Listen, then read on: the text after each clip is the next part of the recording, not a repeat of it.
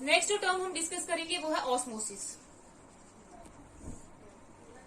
Osmosis जो हमारे पास ये फेनोमेना है, ये फर्स्ट टाइम स्टडी किया था एबे नॉल्ट ने इन 1748। तो ये ऑस्मोसिस का प्रोसेस क्या होता है, एग्जांपल लेकर डिस्कस करते हैं। जैसे हमारे पास ये एक सॉल्यूशन है, ये एक बीकर है, बीकर में हमने एक सेमी परमिएबल मेम्ब्रेन रखी है। सेमी परमिएबल मेम्ब्रेन का मतलब जो सिर्फ सोल्यूट के मॉलिक्यूल्स को, सोल्यूट के सॉल्वेंट के पार्टिकल्स को ही एंट्री जो है वो परमिट करेगा, और ये हमारे पास सोल्यूशन हो गया।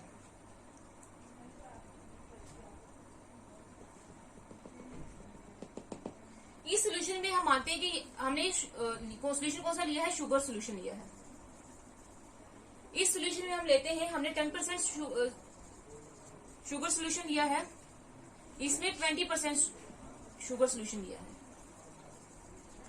तो अब क्या होगा, यहाँ पे हमारे पास 10% शुगर सोल्यूशन है, तो मतलब क्या है कि हमने वाटर में जो है वो शुगर की क्वांटिटी क्या रखी है, कम रखी है, और 20% का मतलब क्या है कि वाटर में जो शुगर की क्वांटिटी है वो क्या रखी है, ज्यादा रखी है। दोनों सोल्यूशन ही है, लेकिन इसमें 10% सोल्यूशन है, इसमें शुगर की क्वांटिटी कम है, इसमें शुगर की क्वांटिटी क्या है, ज्यादा है।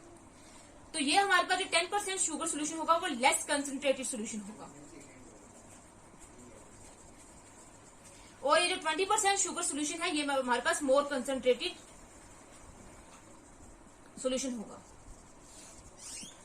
तो ये जो सेमी परमिएबल मेम्ब्रेन है, ये सिर्फ क्या करेगी, एंट्री देगी। यहाँ पे जो हमारे पास शुगर सोल्यूशन है, शुगर क्या है, सोल्यूट, और वाटर क्या है, सॉल्वेंट है।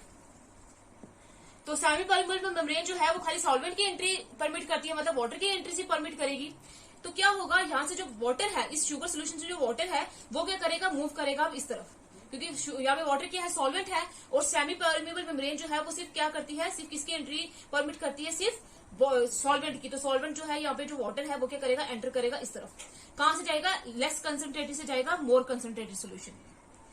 तो ये हमारे पास जो फेनोमेना होता है, जिसमें जो हमारे पास सोल्यूशन है, सोल्यूशन में ये जो मूवमेंट होती है फ्रॉम लोअर कंसंट्रेशन या less concentration to high concentration या मोर कंसंट्रेशन सोल्यूशन में, तो उसी को प्रोसेस को हम बोलते हैं थ्रू सेमी परमिएबल मेम्ब्रेन, उसी प्रोसेस को हम बोलते हैं ऑस्मोसिस। उसी प्रोसेस को क्या बोलते हैं, ऑस्मोसिस। या फिर एक और तरीके से भी इसको हम डिस्कस कर सकते हैं। सपोज हमने ये बीकर दिया है, यहाँ पे हमने ये रख दी सेमी परमिएबल मेम्ब्रेन, यहाँ पे हमने रखा प्योर वाटर, ये पास प्योर वाटर है, और यहाँ पे हमने रखा सी वाटर। अब प्योर वाटर है तो ये सी वाटर होगा, और सी वाटर में क्या होगा, हमारे पास सॉल्ट्स भी होते हैं, तो मतलब ये क्या होगा, सोल्यूशन होगा, क्योंकि सी वाटर में, पानी में क्या होता है, जो बहुत सारे सॉल्ट्स जो होते हैं वो प्रेजेंट होते हैं। तो ये हमारे पास हो गया सोल्यूशन। अब इसमें क्या होगा, हमारे पास ये वाटर क्या है, सॉल्वेंट। यहाँ पे वाटर जो है वो सॉल्वेंट है, लेकिन ये सॉल्ट्स जो है वो क्या है, सोल्यूट है, तो इन्होंने सोल्यूशन बना रखा है। तो अब वाटर की क्वांटिटी, यहाँ पे वाटर जो है प्योर फॉर्म में है, यहाँ पे जो है वाटर के बीच में हमने सोल्यूट भी ऐड करा है, मतलब सोल्यूशन बना रखा है हमने। तो क्या होगा, यहाँ से जो वाटर सॉल्वेंट है, तो सेमी परमिएबल मेम्ब्रेन जो है वो सिर्फ सॉल्वेंट के पार्टिकल्स को, सॉल्वेंट के मॉलिक्यूल्स की एंट्री परमिट करती है। तो यहाँ से क्या होगा, जो ये सॉल्वेंट है प्योर वाटर, ये क्या करेगा, मूव करेगा और सेमी परमिएबल को क्रॉस करके यहाँ पे चला जाएगा। ये जो मूवमेंट होती है प्योर वाटर की, यहाँ पे प्योर वाटर की कंसंट्रेशन क्या है, हाई, यहाँ पे प्योर वाटर की कंसंट्रेशन क्या है, लो, क्योंकि इसमें सोल्यूट भी है और सी वाटर उसको हम बोल रहे हैं। तो यहाँ पे क्या होगा, ये इम्प्योर वाटर है, तो यहाँ पे क्या होगा, प्योर वाटर जो है सॉल्वेंट वो मूव करेगा, कहाँ, किसकी तरफ जाएगा, इम्प्योर वाटर की तरफ जाएगा, जो हमारे पास क्या है, सोल्यूशन है। तो ये जो मूवमेंट है वाटर की from high concentration to low concentration through a semi permeable membrane, इसी को हम बोलते हैं ऑस्मोसिस।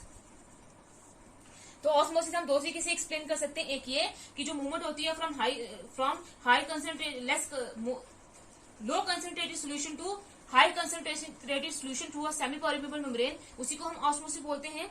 या फिर हम क्या बोलेंगे, द मूवमेंट ऑफ वाटर और movement of solvent from high concentration to low concentration, उसी को हम क्या बोलते हैं, ऑस्मोसिस। ये हमारे पास ऑस्मोसिस हो गया। अभी ऑस्मोसिस जो है आगे दो टाइप का होता है, एंड ऑस्मोसिस और एक्सोस्मोसिस। तो हम कैसे इसको डिफाइन करेंगे, इसकी एग्जांपल लेते हैं। जैसे हमने एक एग लिया है, अंडा, इसका जो हमने शेल वाला पोर्शन है वो हमने क्या कर दिया, रिमूव कर दिया हुआ है। तो क्या होगा, इस शेल वाले पोर्शन को हमने यहाँ पे रखना है। एक हमने प्योर वाटर लिया, पानी, एक बीकर में हमने लिया NaCl सोल्यूशन, मतलब पानी में हमने ऐड क्या करा है, नमक। यहाँ पे आ गया NaCl सोल्यूशन, और यहाँ पे क्या हो गया हमारे पास, ये प्योर वाटर है। तो जब हम इसको, जो हमने शेल रिमूव करी है, जब हम इस एग को यहाँ पे प्लेस करेंगे वाटर में और यहाँ पे दोनों में रखेंगे, तो आप ये देखोगे कि जो हमारे पास वाटर में प्रेजेंट है जो एग, उसकी जो ये मेम्ब्रेन है, अभी हमने शेल रिमूव कर दिया तो उस एग के ऊपर क्या होगी, मेम्ब्रेन होगी। तो थोड़ी देर के बाद देखेंगे ये जो एग है हमारे पास वो स्वेल अप हो जाएगा, और ये जो NaCl सोल्यूशन में जो एग है वो हमारे पास श्रिंक हो जाएगा, सिकुड़ जाएगा। ऐसा क्यों होगा, क्योंकि यहाँ पे प्योर वाटर है, बाहर सॉल्वेंट, अंदर जो है ये इसकी सेमी परमेबल मेम्ब्रेन है। तो क्या होता है, ऑस्मोसिस की ये जो सॉल्वेंट है वो हमारे पास मूव करता है थ्रू सेमी परमेबल मेम्ब्रेन, और उसकी जो है वो अंदर की तरफ क्या करता है, पास होता है। तो यहाँ से इसलिए जो वाटर है प्योर सॉल्वेंट वो क्या करेगा, मूव करेगा अंदर की तरफ, तभी ये क्या हो जाता है, स्वेल अप हो जाता है। दूसरी जगह श्रिंक क्यों होता है, क्योंकि यहाँ पे हमने NaCl सोल्यूशन डाला है।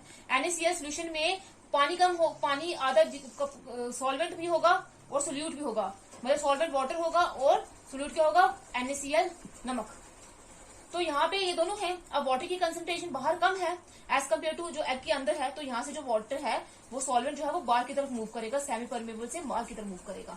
तो ये हमारे पास होगी, ये दोनों भी एग्जाम्पल है किसकी, एंडोस्मोसिस और एक्सोस्मोसिस जो है उसकी एग्जाम्पल से। अब नेक्स्ट जो टर्म है वो है हमारे पास ऑस्मोटिक प्रेशर। ये ऑस्मोटिक प्रेशर क्या होता है, अभी हमने देखा कि जब ये सॉल्वेंट जो है मूव करेगा from high concentration to low concentration, मतलब अपने प्योर फॉर्म से इम्प्योर फॉर्म की तरफ जाएगा। तो हमने क्या करना है, अब इसको वापस से प्योर रखने के लिए, ताकि ये इम्प्योर फॉर्म में ना जाए, हम क्या करेंगे, यहाँ पे एक पिस्टन लगा देंगे और प्रेशर एक्सर्ट करेंगे।